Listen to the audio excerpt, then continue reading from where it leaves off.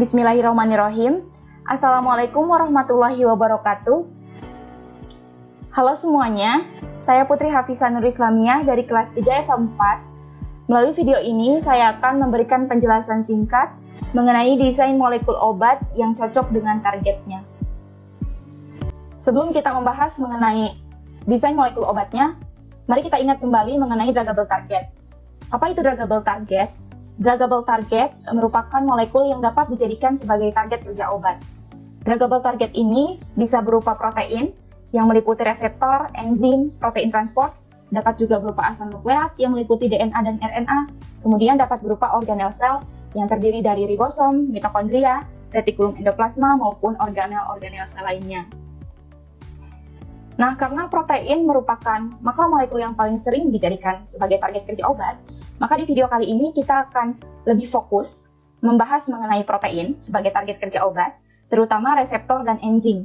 Kemudian kita akan membahas bagaimana mendesain molekul yang cocok untuk target kerja obat tersebut.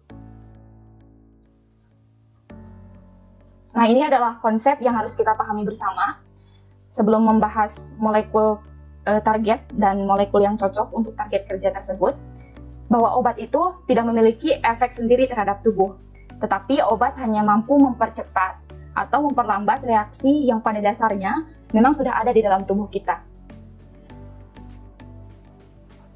Kita langsung bahas mengenai enzim sebagai target kerja obat. Bila kita membahas mengenai enzim, kita tidak akan lepas dari istilah aktivator dan inhibitor. Nah, apa sih enzim itu? Jadi enzim merupakan molekul yang bekerja mempercepat suatu reaksi kimia di dalam tubuh, atau biasa kita sebut sebagai katalisator. Nah, obat yang bekerja pada enzim, itu bekerjanya bisa mempercepat kerja enzim, atau kita kenal dengan istilah aktivator, atau juga bisa menghambat kerja enzim, yang biasa kita kenal dengan istilah inhibitor. Nah, ini dia obat yang bekerja sebagai inhibitor. Obat tersebut kerjanya akan mencegah enzim bertindak sebagai katalis terhadap suatu reaksi, sehingga reaksi tersebut akan berjalan dengan lambat atau bahkan tidak terjadi sama sekali. Nah, reaksi seperti apa yang dicegah? Tentu saja reaksi-reaksi yang merugikan atau reaksi yang terjadi secara berlebihan di dalam tubuh. Nah, berdasarkan mekanisme kerjanya, inhibitor dibagi menjadi dua, yaitu inhibitor yang bekerja pada sisi aktif enzim dan inhibitor yang bekerja di luar sisi aktif enzim. Yang pertama ada inhibitor yang bekerja pada sisi aktif enzim. Inhibitor ini ada yang bersifat reversibel dan ada yang bersifat irreversibel. Untuk inhibitor reversibel, molekul obat dapat berkompetisi dengan substrat untuk menempati sisi aktif enzim. Nah, ini merupakan gambaran bagaimana kerja enzim pada kondisi normal, di mana substrat akan menempati sisi aktif enzim dan dari interaksi keduanya akan terbentuk produk atau menghasilkan suatu reaksi. Sementara ini adalah gambaran bagaimana inhibitor berkompetisi dengan substrat untuk menempati sisi aktif enzim. Dan apabila kompetisi ini dimenangkan oleh inhibitor atau obat, maka substrat tidak akan menempati sisi aktif enzim dan tidak terjadi reaksi. Berikut merupakan contoh obat yang bekerja sebagai inhibitor kompetitif. Ada obat golongan diuretik, statin, ACE inhibitor, dan antidepresan. Nah, ini jika digambarkan melalui tabel. Captopril dan enalapril merupakan obat golongan antihipertensi. Captopril dan enalapril ini bekerja dengan cara menginhibisi angiotensin converting enzyme atau ACE. Kemudian ada phenelzine, merupakan obat antidepresan. Dia ini bekerja dengan cara menghambat atau menginhibisi kerja monoamin oksidase. Dan yang ketiga ada simvastatin. Simvastatin ini obat untuk menurunkan kadar kolesterol.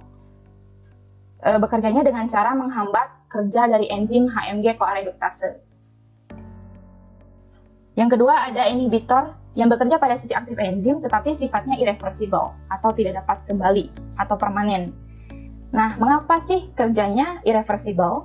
Dikarenakan terjadi ikatan kovalen di antara gugus elektrofilik pada inhibitor dengan gugus nukleofilik pada asam amino di sisi aktif enzim. Nah, ini ilustrasinya. Di sini ada beberapa gugus elektrofilik yang biasanya terdapat pada inhibitor. Kemudian di sini ada ilustrasi bagaimana mekanisme terbentuknya ikatan kovalen. Nah, obat yang mempunyai gugus elektrofilik akan menduduki sisi aktif yang mempunyai gugus nukleofilik. Kemudian terjadi interaksi sehingga membentuk ikatan kovalen yang kuat di antara keduanya. Lalu ada inhibitor yang bekerja di luar situs aktif enzim. Jadi perbedaannya dengan yang tadi adalah di mana inhibitor ini menempel pada sisi enzim. Inhibitor yang bekerja di luar situs aktif enzim, artinya inhibitor menempel pada sisi lain enzim, tetapi bukan sisi aktif. Dan dari interaksi ini, terjadilah perubahan konformasi pada sisi aktif enzim. Apabila terjadi perubahan konformasi seperti ini, substrat tidak akan mengenali sisi aktif enzim dan tidak terjadi ikatan di antara keduanya. Akhirnya tidak terjadi reaksi. Nah, kita pindah ke reseptor sebagai target kerja obat. Jika tadi di enzim kita kenal ada istilah aktivator dan inhibitor, maka di reseptor ini kita juga mengenal istilah agonis dan antagonis. Jadi reseptor ini merupakan target kerja untuk neurotransmitter, di mana bisa bekerja sebagai agonis dan antagonis. Kalau obat bekerja sebagai agonis, maka dia bekerjanya seperti neurotransmitter alaminya. Tetapi apabila bekerjanya sebagai antagonis, maka dia akan bekerja dengan menghalangi neurotransmitter alami sehingga reseptor menjadi tidak aktif. Nah, syarat untuk mendesain agonis, yaitu molekul agonis harus mempunyai gugus fungsi yang tepat dengan posisi dan ukuran yang tepat pula. Sehingga nantinya dapat pas jika kita pasangkan dengan binding site yang ada pada reseptor. Nah, berikut merupakan ilustrasi reaksi agonis dengan reseptornya, di mana reseptor di sini digambarkan memiliki binding site dan beberapa binding region. Ada yang untuk ikatan hidrogen, untuk ikatan van der Waals, dan untuk ikatan ionik.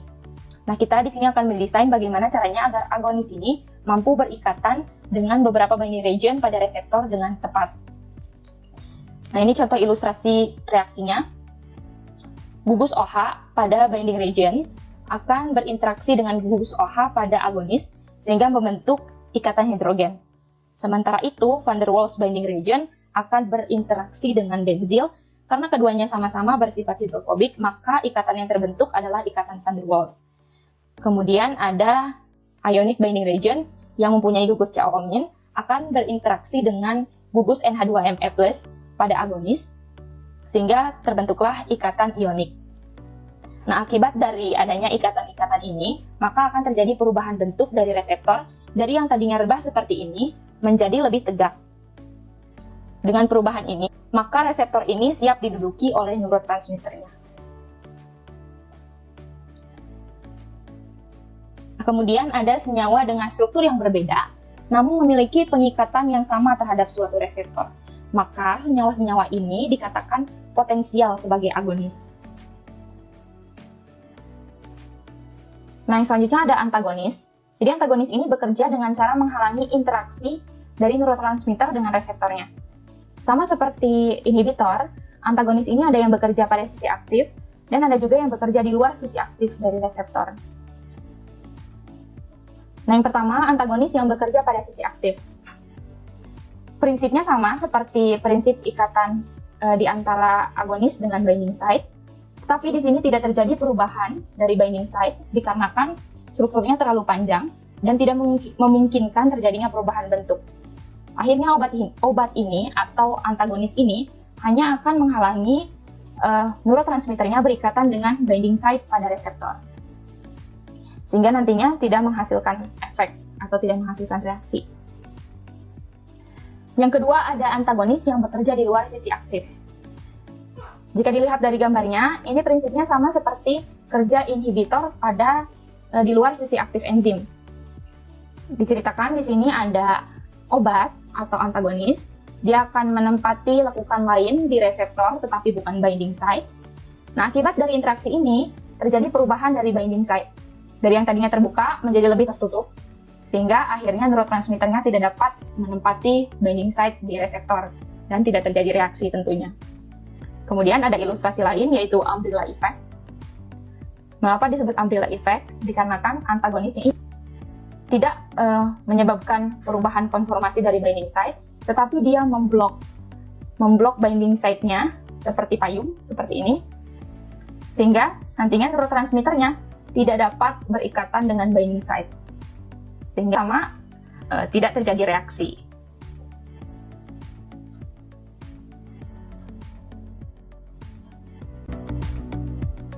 Sekian penyampaian dari saya. Semoga materi ini bermanfaat. Terima kasih. Wassalamualaikum warahmatullahi wabarakatuh.